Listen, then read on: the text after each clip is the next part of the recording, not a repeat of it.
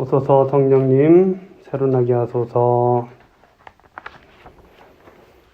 슬기로운 가톨릭 성경 통독에 오셨습니다. 에페소서 2장을 읽을 차례고요.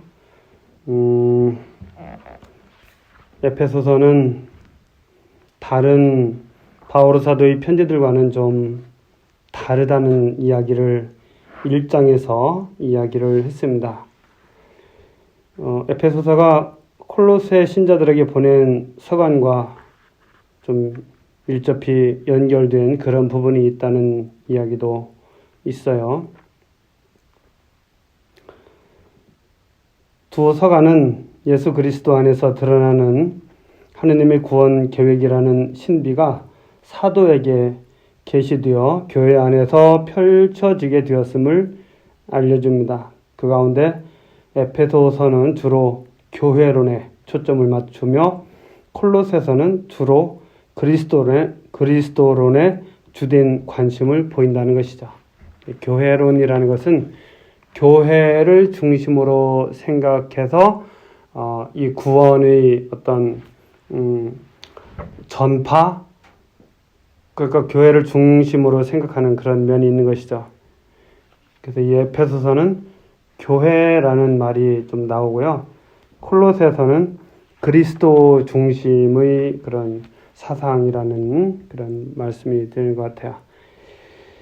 이 1장 1절과 2절은 인사와 축복이고, 그리고 1장 3절부터 해서 3장 끄트머리까지가 하느님 구원 계획, 그리고 4장부터 해서 6장 20절까지는 신자들의 생활 원칙에 관한 것이고요.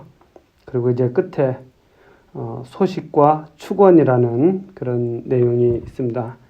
이것은 이제 물론 후대 사람들이 구분하는 것이고, 우리는 장을 읽으니까 전체적인 흐름은 사실 잘 파악하기가 어려울 수도 있다는 생각이 들어서 이렇게 전반부는 하느님의 구원 계획에 관한 것이고 후반부는 신자들의 생활 원칙에 관한 것이다, 이렇게 생각을 하고서 에페소서를 보면 더 좋겠다는 생각입니다. 바오로는 세상 창조 이전부터 그리스도를 통하여 우리를 당신의 자녀로 삼으시기로 미리 정하신 하느님의 심오한 계획에 대해서 이야기하죠. 먼저 하느님을 찬양한 다음 그분께서 그리스도 안에서 주시는 영적인 복을 성부, 성자, 성령의 삼위일체 구조로 소개하는데 단계마다 찬양, 후렴구로 구분을 짓는다고 이렇게 되어 있어요. 사도는 잘못과 죄를 저질러 죽었던 우리를 그리스도와 함께 살리신 하느님의 풍성한 은총과 선물을 깨닫도록 기도합니다. 깨달음이라는 것을 중요하게 이야기해요. 하느님의 크신 은총을 깨닫도록. 또 그리스도를 통한 구원과 평화에 다른 민족들도 참여하게 되었음을 밝히면서 자신의 사도직을 은총의 직무로 고백합니다.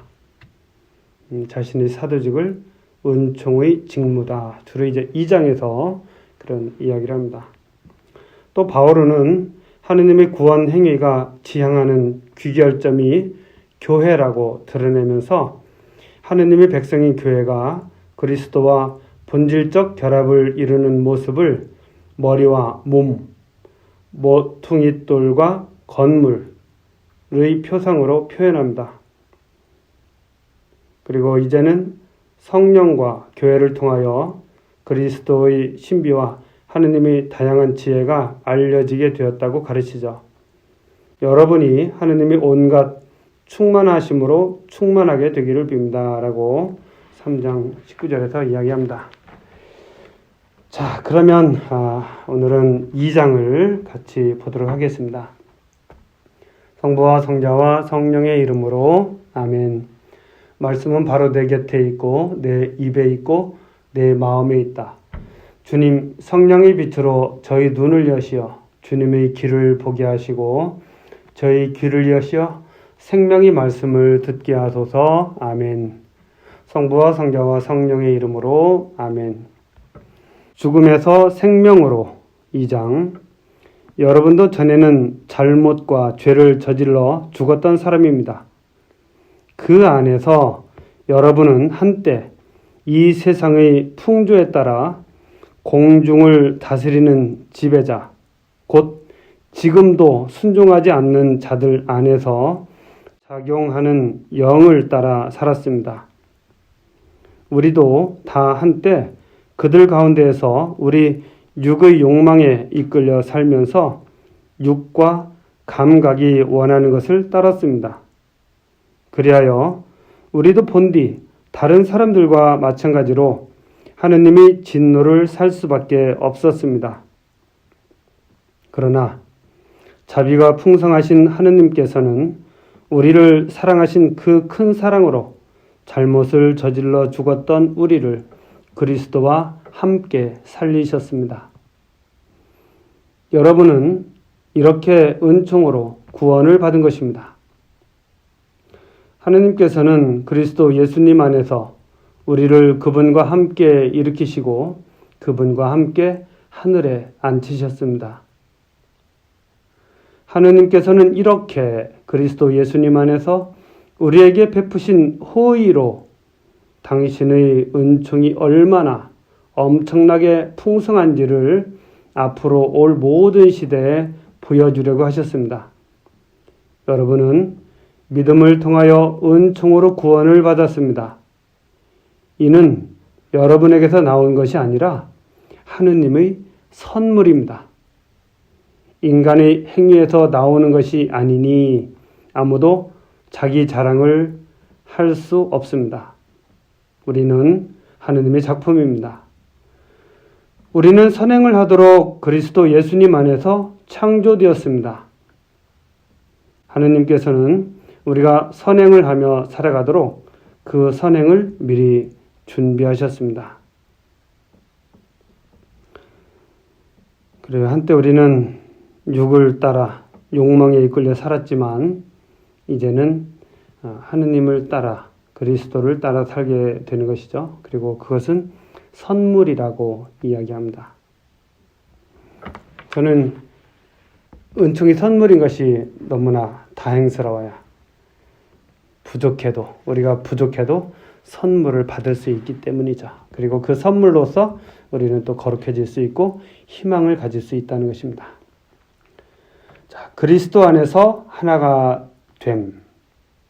그러므로 이민족으로 태어난 여러분은 한때 사람 손으로 몸에다 행하는 이른바 할례를 받은 자들에게 할례 받지 않은 자들이라고 불렸다는 사실을 기억하십시오.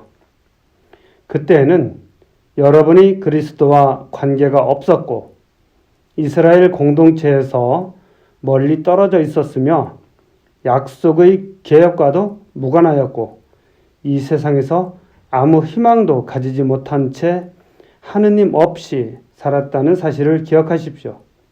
그러나 이제 한때 멀리 있던 여러분이 그리스도 예수님 안에서 그리스도의 피로 하느님과 가까워졌습니다. 그리스도는 우리의 평화이십니다. 그분께서는 당신의 몸으로 유다인과 이민족을 하나로 만드시고 이 둘을 가르는 장벽인 적개심을 허무셨습니다. 또 그 모든 계명과 조문과 함께 율법을 폐지하셨습니다. 그렇게 하여 당신 안에서 두 인간을 하나의 새 인간으로 창조하시어 평화를 이룩하시고 십자가를 통하여 양쪽을 한 몸 안에서 하느님과 화해시키시어 그 적개심을 당신 안에서 없애셨습니다. 이렇게 그리스도께서는 세상에 오시어 멀리 있던 여러분에게도 평화를 선포하시고 가까이 있던 이들에게도 평화를 선포하셨습니다. 그래서 그분을 통하여 우리 양쪽이 한 성령 안에서 아버지께 나가게 되었습니다. 그러므로 여러분은 이제 더 이상 외국인도 아니고 이방인도 아닙니다. 성도들과 함께 한 시민이며 하느님의 한 가족입니다. 여러분은 사도들과 예언자들의 기초 위에 세워진 건물이고 그리스도 예수님께서는 바로 모퉁이 뜰이십니다. 그리스도 안에서 전체가 잘 결합된 이 건물이 주님 안에서 거룩한 성전으로 자라납니다. 여러분도 그리스도 안에서 성령을 통하여 하느님의 거처로 함께 지어지고 있습니다. 자, 여기 그리스도께서는 우리의 평화시라고 이야기하는데 평화로 되는 이유는 그리스도의 피로써 하느님과 우리가 가까워짐으로써 이제 유다인 또 비유다인 좀 더 넓게 말하면 그리스도인, 비그리스도인 뭐 이렇게까지도 갈 수 있겠지만 여기서는 지금은 유다인과 외국인으로 표현되는 그런 사람들이 모두 하나이고 이제 외국인도 아니고 이방인도 아니고 한 가족이라는 이야기를 하고 있어요. 그러면서 그리스도는 평화라고 말씀하시기 때문에 저는 이 평화라는 말씀이 가지고 있는 본래의 의미, 이 성경에서 바울 사도가 이 의미하는 것이 무엇인가 하는 것을 더 잘 깨닫게 됩니다. 자, 오늘은 여기까지 하겠습니다. 성부와 성자와 성령의 이름으로 아멘. 말씀은 내 발의 등불이요 나의 길에 빛이옵니다. 주님, 저희가 성경을 생명의 말씀으로 믿고 기도하며 살고 선포하게 하시어 언제나 성령 안에서 평화와 기쁨을 누리게 하소서. 아멘. 성부와 성자와 성령의 이름으로